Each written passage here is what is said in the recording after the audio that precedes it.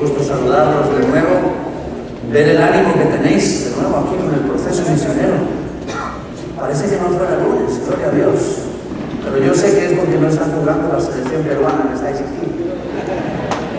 Entonces eso nos anima un poco, saber que no tenemos tantos obstáculos para que podáis venir y seguir creciendo en este proceso misionero.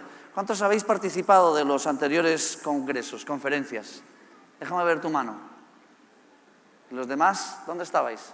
¿En el hospital? Esto es una fiesta, y es una fiesta que tiene que ver con los propósitos de Dios. Y cualquier creyente que se precie de ser un creyente que quiere seguir los caminos de Dios, esto es muy importante para nuestras vidas. Como lo hemos dicho siempre, la misión no es una tarea, es mucho más que eso, porque tiene que ver con toda nuestra vida cristiana, tiene que ver con nuestro caminar en el día a día, y eso es lo que hace valioso que estemos aquí y que sigamos viendo desde la perspectiva de Dios qué es lo que Él quiere hacer en nuestras vidas y entonces con nuestras vidas, pero primero en nuestras vidas y luego lo hará a través de nosotros.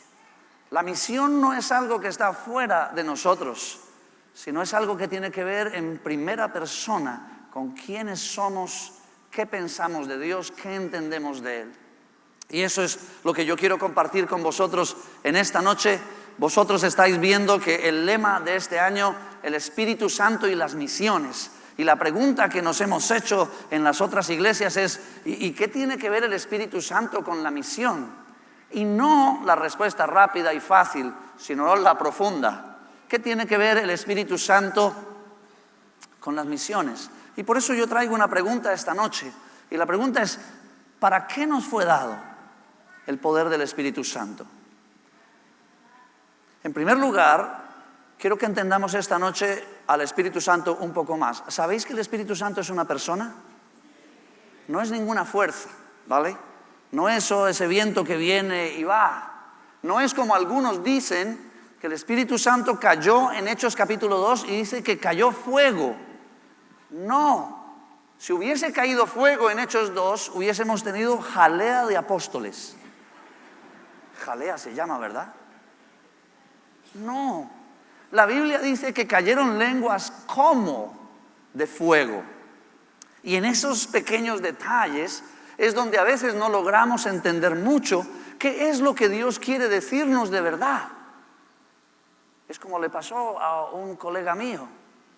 Se fue con su amigo a tomar café y se fueron a hablar juntos. El uno le pregunta al otro, ¿cómo estás? Bien.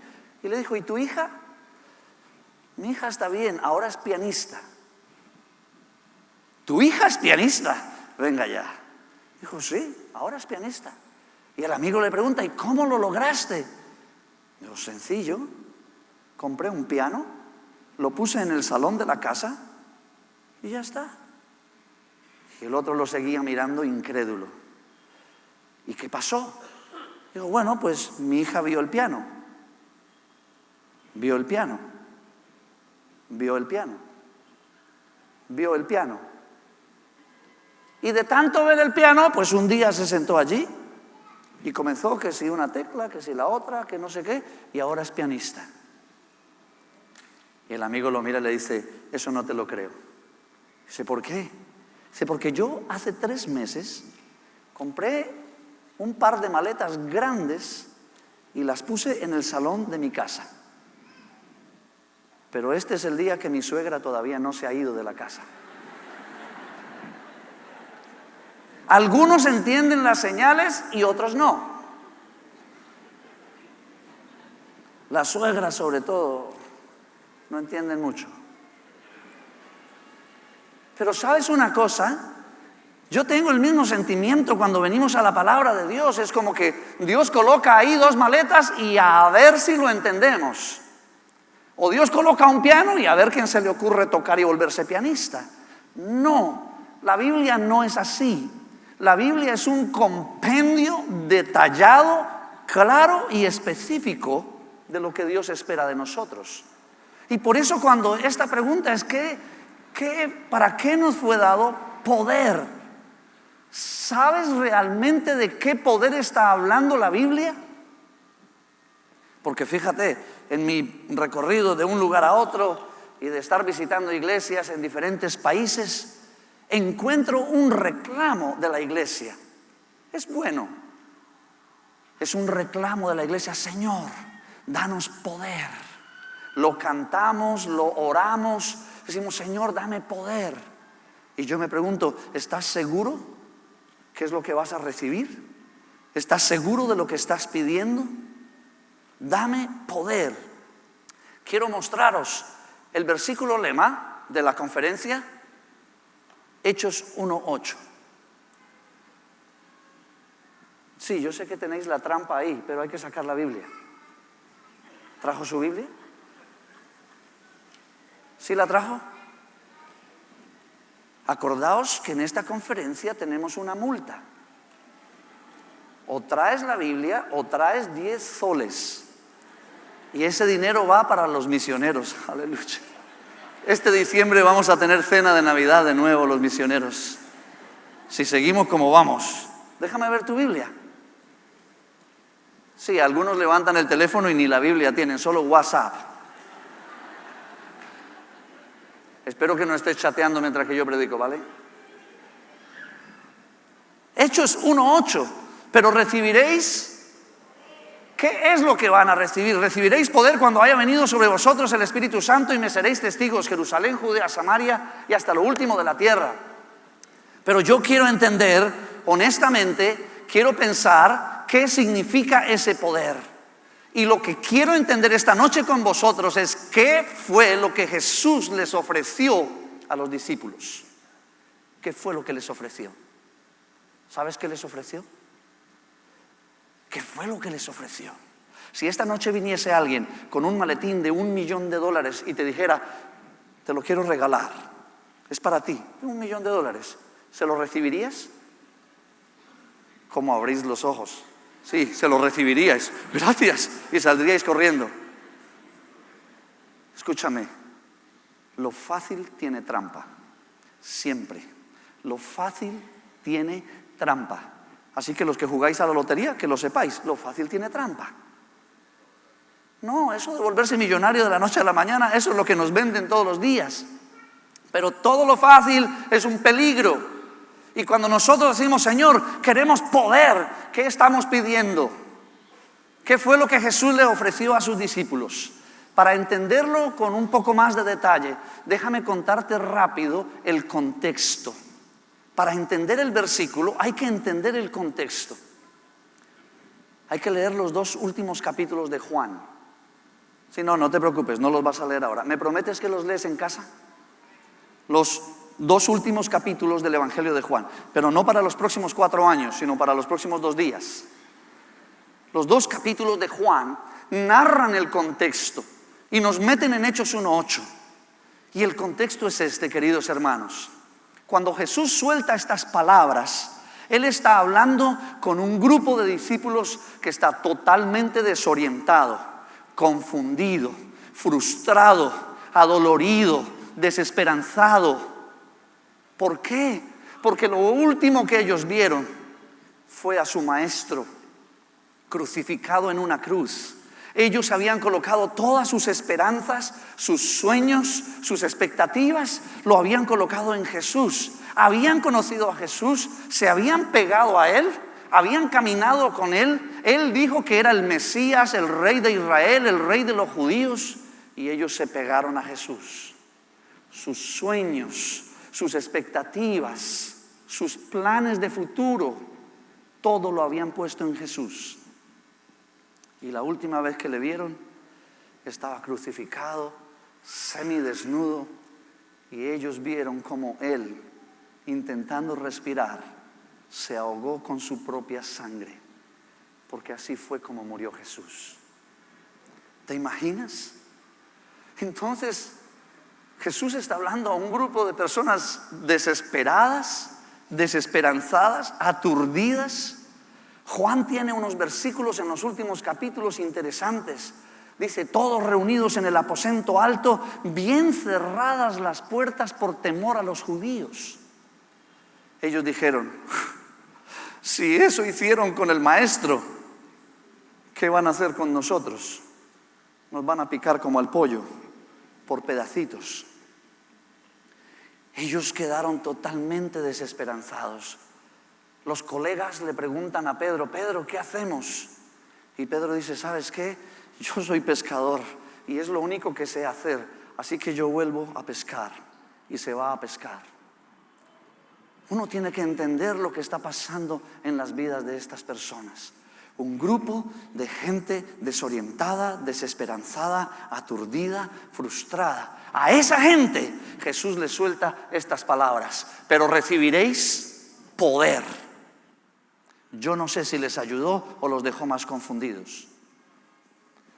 Pero yo sí sé una cosa, que cuando leo la Escritura ahora, puedo encontrarme que yo también he sido parte de ese grupo en muchos momentos de mi vida. He sido parte de un grupo que en muchos momentos he estado frustrado, desorientado, confundido. ¿Tú podrías decir lo mismo? ¿Has sido parte de ese grupo en algún momento de tu vida? Gracias al que dijo amén. Con 2 somos mayoría. Los demás están de película. Nunca habéis sufrido pruebas, nunca habéis tenido problemas. ¿Sabes una cosa? Esas palabras de Jesús eran muy interesantes, no solo porque las palabras mismas de los voy a dar poder, sino al grupo de personas a las que les dirigía las palabras. Eso es para nosotros, que tenemos que vivir en un mundo que tiene momentos en nuestra vida de desesperanza, de frustración, de desorientación, de haber colocado todas nuestras expectativas en Jesús, nuestros sueños, nuestros planes. Y en un momento darnos cuenta, ¿qué pasa? ¿Qué pasa aquí? ¿Qué fue lo que Jesús le ofreció a sus discípulos? En primer lugar, quiero que revisemos un poco lo que dice el mismo Jesús sobre la persona del Espíritu Santo, para que podamos tener detalles que nos ayuden a interpretar Hechos 1:8. Ven conmigo a Juan 14, y este no va a aparecer en pantalla. Juan capítulo 14, versículo 16. Juan 14, 16, dice la palabra de Dios: y yo rogaré al Padre y os dará otro consolador para que esté con vosotros para siempre, el Espíritu de verdad, al cual el mundo no puede recibir porque no le ve ni le conoce, pero vosotros le conocéis, porque mora con vosotros y estará con vosotros. No os dejaré huérfanos, vendré a vosotros. Aquí lo único que quiero es mostraros algunas singularidades, características del Espíritu Santo, para que lo conozcamos un poco más. En primer lugar, cuando Jesús habla del Espíritu Santo, dice que Él va a venir para morar con nosotros. ¿Para cuándo? Para mientras que estemos en el culto, para mientras que nos reunamos con otros 3 evangélicos que son amigos nuestros, para cuando tengamos el tiempo devocional de la mañana. No. Hay una característica importante que parece que nosotros en la práctica olvidamos, y es que el Espíritu Santo viene a nosotros para morar permanentemente, 24/7, 365 días a la semana. Y tú me dirás, eso ya me lo sabía. Sí, el problema no es saberlo, practícalo. ¿Por qué? Porque en nuestras vidas cristianas hay momentos que parece que el Espíritu se va y vuelve, se va y vuelve. Y eso no se vale.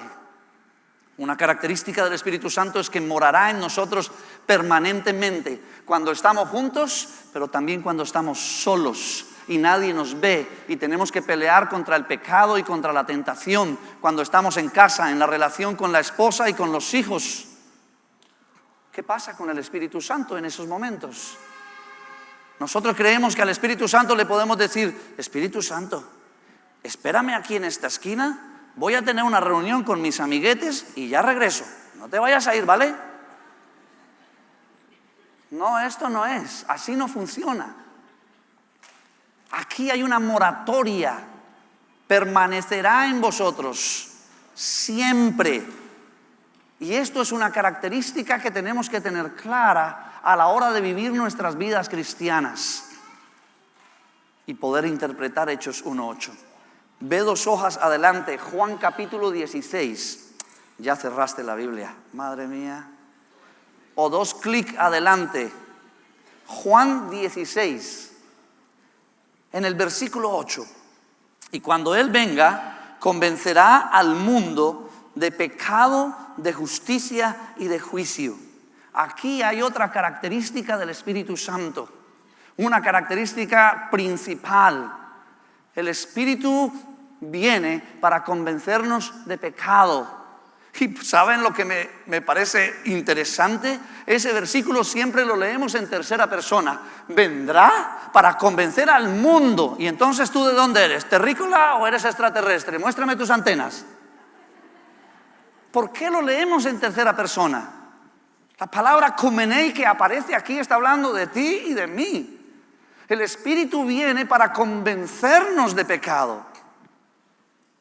Y si el Espíritu Santo está morando en nosotros permanentemente, ¿qué pasa cuando estas áreas de nuestra vida están marcándonos con el pecado vez tras vez? ¿Qué está pasando? El Espíritu Santo morará con vosotros para siempre. Y en segundo lugar, el Espíritu Santo vendrá para convenceros de pecado. Ningún ser humano, ninguna persona sobre la faz de esta tierra puede convencerse de pecado a sí mismo. Si así fuera, no necesitaríamos al Espíritu Santo y la muerte vicaria de Cristo en la cruz del Calvario no serviría para nada. Pero nosotros mismos no somos capaces. Necesitamos el poder del Espíritu Santo. Un poder que viene de lo alto, un poder que no está en nosotros. No tiene que ver con capacidad humana. No tiene que ver si tienes 45 o 200 años de ser evangélico. No tiene que ver con cuánto has estudiado la Biblia. Tiene que ver con la presencia del Espíritu Santo, para que te convenza de pecado.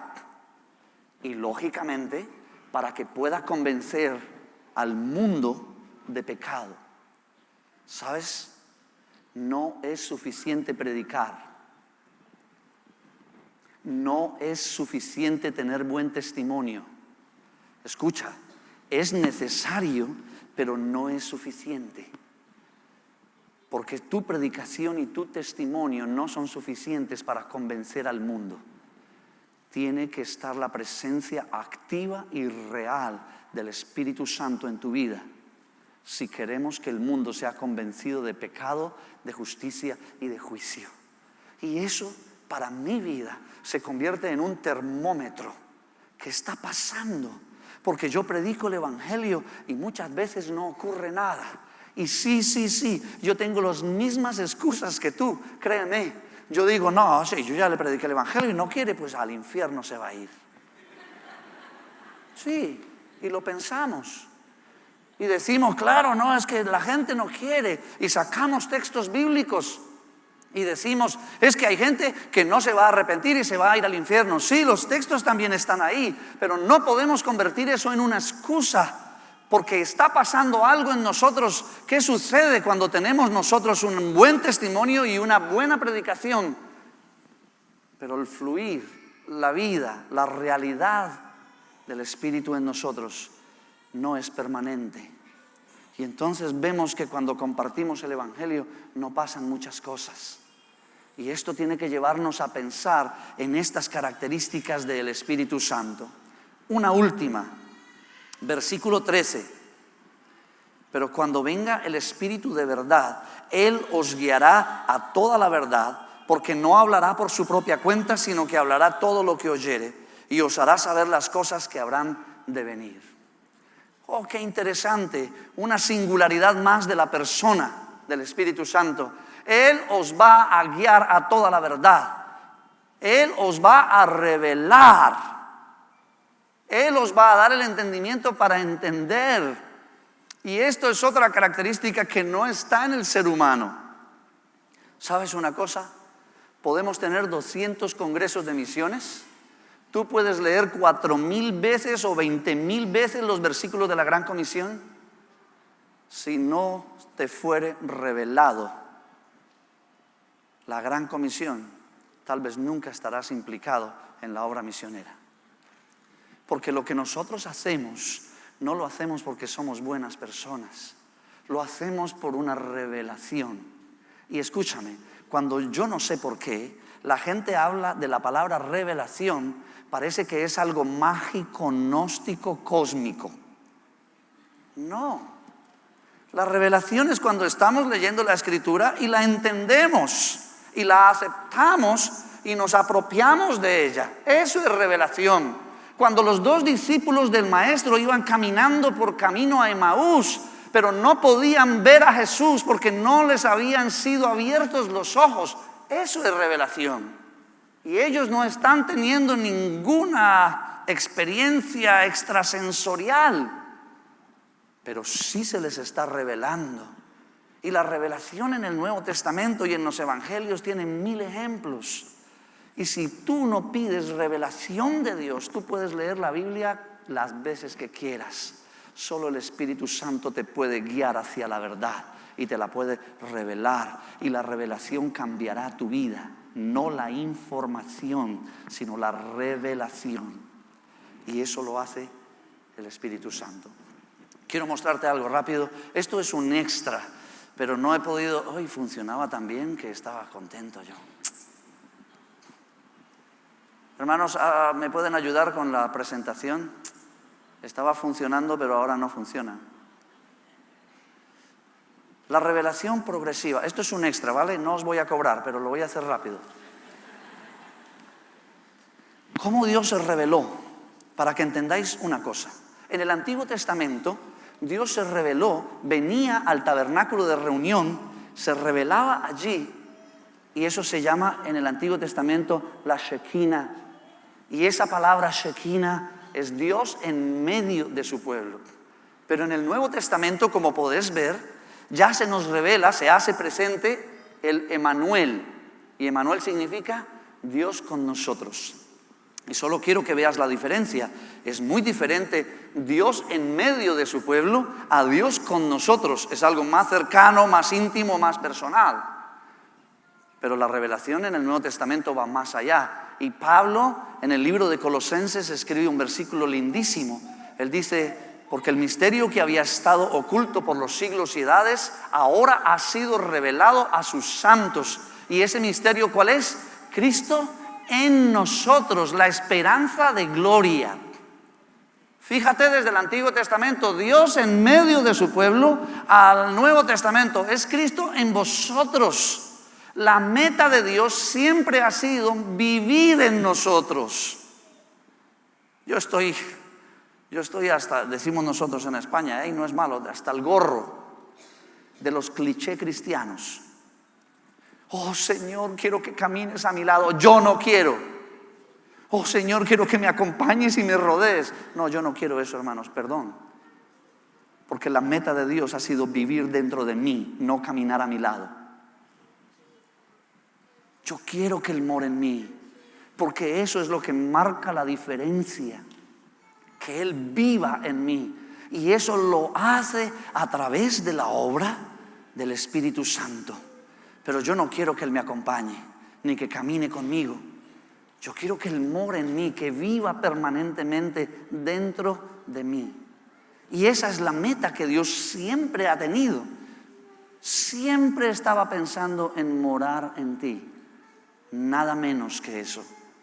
Ahora, en esta revelación que Dios ha hecho, ahora sí funciona. La versión, quiero revisar rápidamente a Lucas, porque Lucas escribe de una manera para mí muy clara sobre las 3 palabritas que estoy viendo esta noche: espíritu, poder y misión. Y cómo esas 3 palabritas, qué es lo que hacen, cómo se conjugan. Y Lucas para mí hace una versión impresionante. ¿Sabéis que Lucas escribió 2 libros, verdad? ¿No? Sí, escribió el Evangelio de Lucas. No, el Señor de los Anillos no. Y el libro de los Hechos.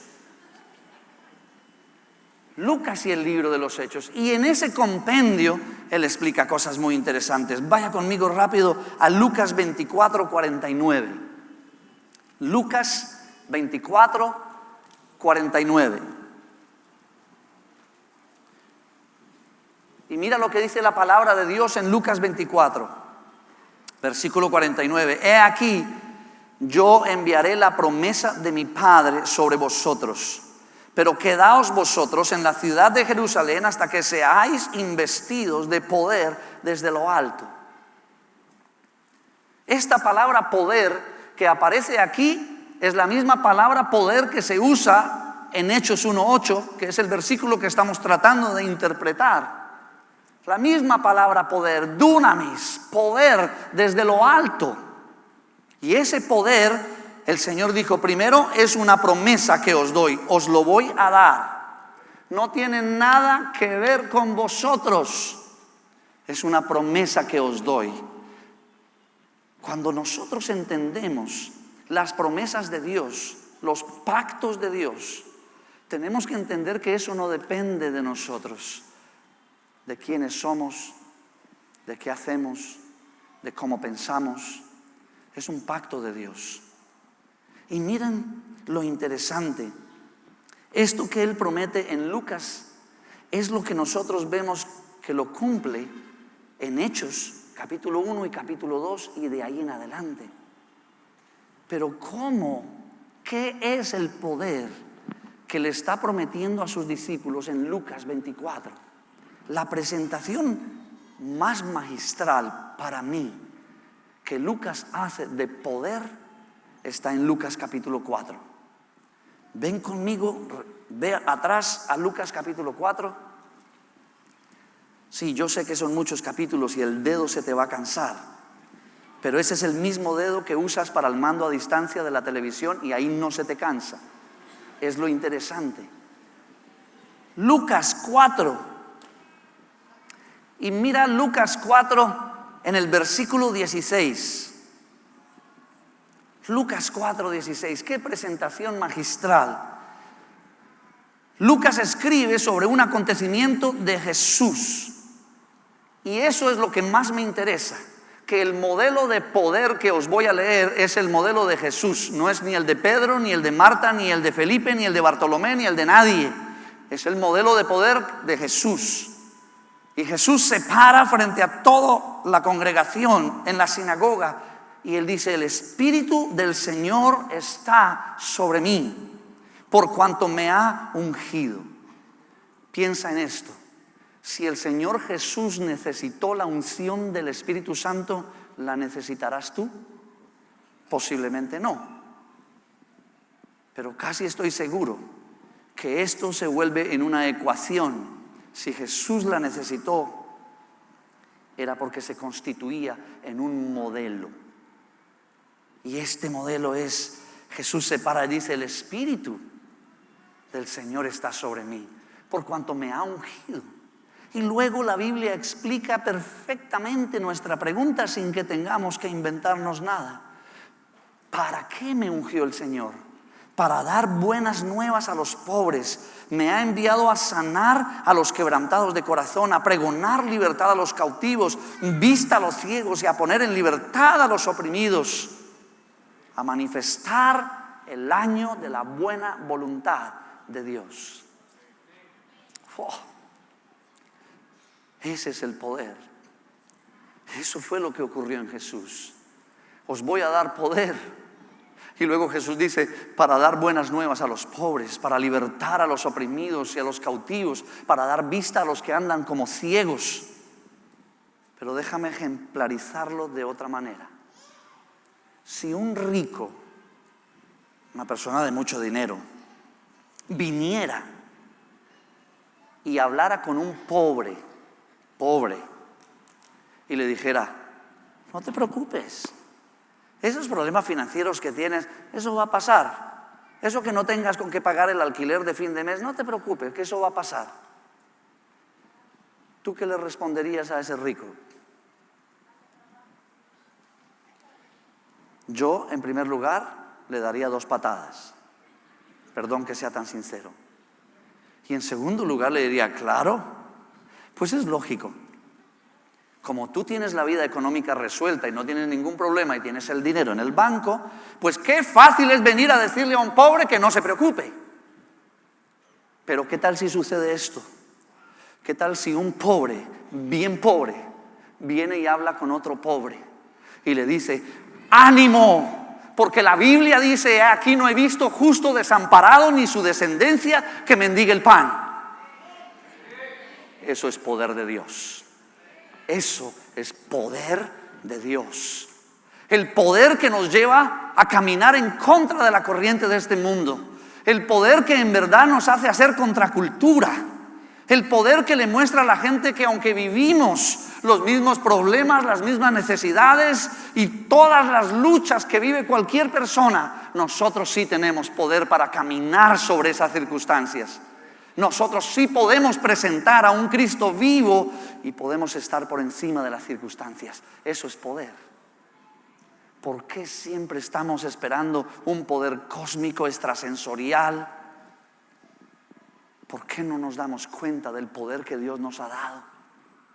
Si un enfermo, si una persona que está enferma o que estuvo enferma, viene a otro enfermo y le dice: ánimo. La Biblia dice: andarás en valle de sombra de muerte y no temerás mal alguno, porque su vara y su cayado te infundirán aliento. Eso es poder. Ese es el poder de Dios manifestado a través de personas débiles como nosotros. Ahí está el poder. Y por eso Jesús dijo: salgan y anuncien a los pobres y díganle a los quebrantados de corazón y a los cautivos que hay esperanza. Que no se preocupen, porque Dios va a traer su reino y va a restaurar la injusticia. Eso es poder de Dios. Y la pregunta que yo tengo esta noche para mí y para ti: ¿qué estamos haciendo con ese poder? Porque si el Espíritu Santo mora en ti de manera real y permanente, ese poder está ahí. Porque también creo profundamente que la Biblia me enseña que cuando aceptaste a Jesús como tu Señor y Salvador personal y entraste en un arrepentimiento profundo en tu corazón, Jesús vino a morar en tu vida con salvación y el Espíritu Santo vino con él. Esto no es por cuotas ni por plazos. Es que el Espíritu Santo llegó ahí contigo. ¿Qué está pasando? Porque el poder está ahí, porque no proviene de nosotros, porque no tiene que ver con la capacidad humana ni con la sabiduría. Jesús se paró y dijo: para esto me dieron poder, para anunciar a los pobres las buenas nuevas, para decirle a los oprimidos y a los quebrantados de corazón: ánimo, debéis tener esperanza. Y entonces, con esos detalles, me regreso a Hechos capítulo 1, versículo 8. Y lo interpreto. Jesús le dice a un grupo de desesperados, desesperanzados, confundidos, dolidos discípulos. Jesús les dice: pero recibiréis poder cuando haya venido sobre vosotros el Espíritu Santo. Y la segunda cosa que les dice: y me seréis testigos. Y hermano, esto pierde toda carga de mandamiento, de ese mandamiento pesado. No, recibiréis poder y me seréis testigos. ¿Qué se necesita para ser un testigo? Vamos, hablando judicialmente. Hablando judicialmente, si tú quieres ser un testigo, tú puedes ir y decir: sí, yo fui testigo. ¿Y qué tiene que haber pasado? No, ya me di cuenta que vosotros no sois testigos, sois chismosos. Eso es otra cosa, es otro plano. Fue que me contaron, que me dijo, que Pepa dijo, que Manuel no sé qué, tal. No, para ser testigo tienen que haber sucedido dos cosas. O lo has visto en primera persona o lo has experimentado. Y si lo has visto y lo has experimentado, tú puedes ser testigo. Así que es tremendo para mí, porque cuando Él les dijo: os voy a dar poder cuando venga el Espíritu Santo, lo que va a suceder es que veréis y experimentaréis en vuestras vidas. Y entonces lo único que os quedará es convertiros en testigos. Porque nosotros no hablamos de lo que no sabemos, ni contamos de aquello que no hemos experimentado. Porque la vida de Dios no es una religión, la vida de Dios es una relación en la que yo me encuentro todos los días con experiencias con Dios. Yo tenía 23 años, 24 años, hace poco.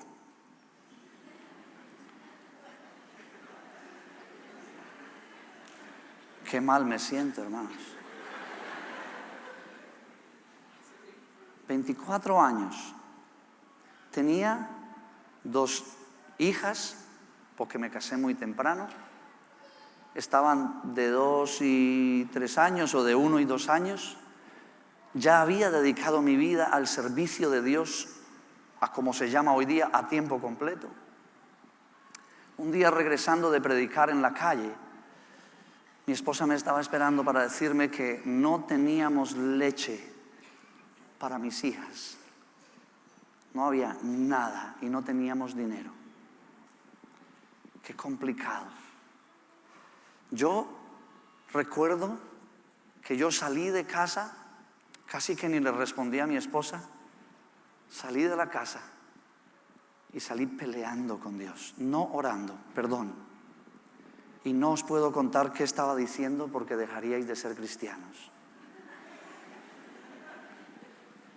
Pero iba peleando, y soy honesto, iba pateando las cosas que encontraba en la calle. Y yo le dije: Señor, ¿así le pagas a los que te sirven? Vayas y vamos a encontrar muchos que quieran hacer esto. Iba caminando dolido. Y recuerdo que caminé al final de la calle, era una calle oscura, y al final de la calle encontré la primera luz, o como se llame, la bombilla pública que alumbraba un poco la calle. Debajo de esa bombilla vi una moneda. Y sabe Dios que no miento ni un ápice. Una moneda. Y cuando la vi, pues lógicamente me agaché a recogerla. Era una moneda que alcanzaba para 2 litros de leche. No más, no menos. Pero la cogí y tuve ese sentimiento encontrado. Alegría, pero rabia. Y le dije: Señor, si fuiste capaz de tirar una, cuidado y se te caen 2 o 3. No sé.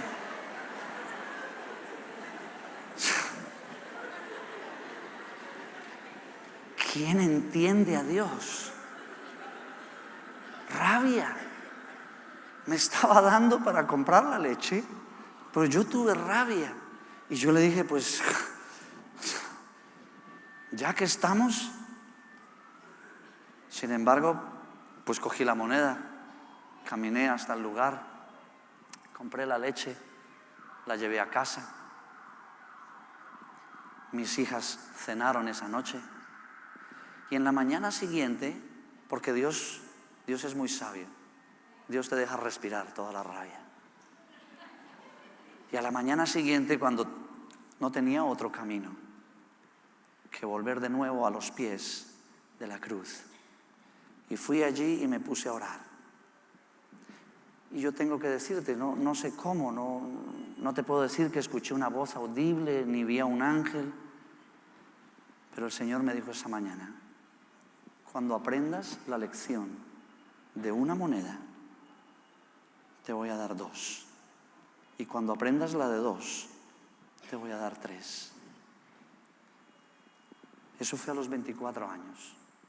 A los 26 años, yo me estaba graduando en una maestría en teología en la 9ª universidad del mundo. $72,000 al año.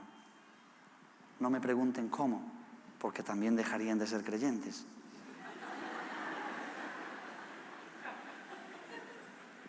Pero ¿sabes una cosa? Para ser testigo, tengo que experimentar el poder de Dios aquí. Y luego no me queda otro camino. La tierra se me hace pequeña, para salir a contar lo que Dios ha hecho en mí. Ya no es una obligación. No estoy aquí por otra cosa, sino porque no puedo sostener el poder de Dios, porque lo he experimentado en mi vida. Eso es lo que pasa cuando Dios está tratando contigo. Eso es lo que ha estado haciendo. No es porque eres malo y pecador, que también seguro lo eres. No, es porque está haciendo una obra en ti para que nosotros podamos ver al Espíritu Santo y entender que esto es un paquete: espíritu, poder y misión. Porque eso es lo que Dios siempre ha querido en nuestras vidas, que nosotros podamos vivir a la manera de Dios, construir el reino de Dios y hacer su voluntad. Eso es lo que Él siempre ha estado esperando. De esto es que se tratan las misiones. Lo voy a colocar aquí para que lo leas. Vivir a la manera de Dios. Para eso nos dieron poder, para vivir a la manera de Dios, para construir el reino de Dios y para hacer su voluntad. Y te digo, esto no es un proceso donde tú estás pensando, bueno, paso 1 y luego paso 4. No, es que cuando experimentas el poder de Dios, no te vas a aguantar con Él. Lo vas a tener que compartir con otros, porque te vas a convertir en un testigo.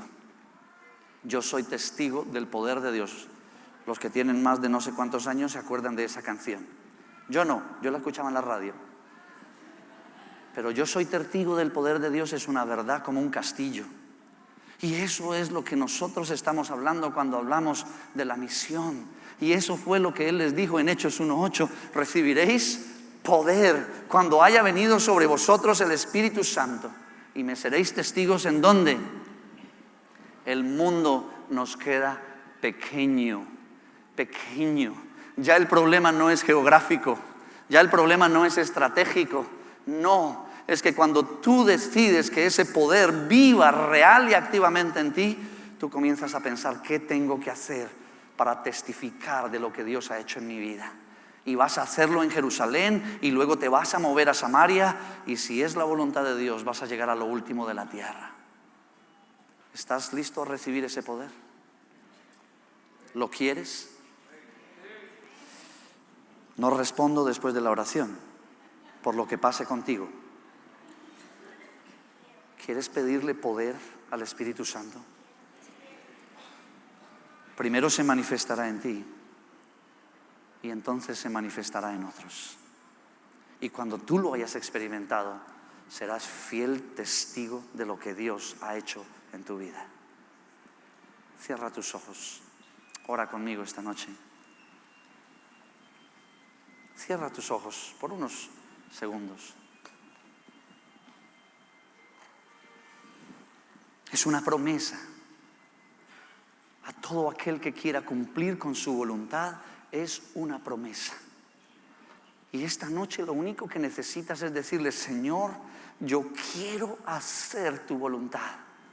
Yo quiero vivir para lo que tú vives. Yo quiero vivir a tu manera, quiero construir tu reino y quiero hacer tu voluntad. Dame poder. Señor, venimos juntos a orar esta noche y a darte gracias por las cosas que tú has hecho en nuestras vidas. Gracias porque no somos dignos de que entres en nuestra casa, pero has decidido venir a morar en ella.